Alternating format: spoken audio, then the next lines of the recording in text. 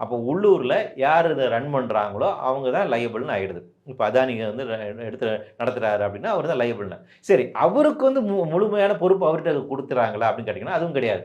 அவர் வந்து ஒரு 100 மெகாவாட்டுக்கான ஒரு ரியாக்டர் ரன் பண்ணுறாரு அப்படின்னா 100 கோடி ஆளுக்கு நஷ்டீடு மட்டும் கொடுத்தா போதும்.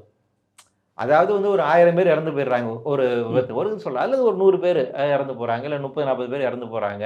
ஒரு ஆயிரக்கணக்கான மக்கள் பாதிப்புக்குள்ளாகுறாங்க. ஒரு 2 கிலோமீட்டர் ரேடியஸ் அளவுக்கான இடங்கள் வந்து பாதிப்படையுது அப்படின்னா, அதுக்கான காம்பன்சேஷன் என்ன அமௌண்ட் நீங்க கால்குலேட் பண்ணும்போது நிச்சயமா சர்வசாதாரணமா ரூ. 1000 கோடி வரும். இல்லைங்களா?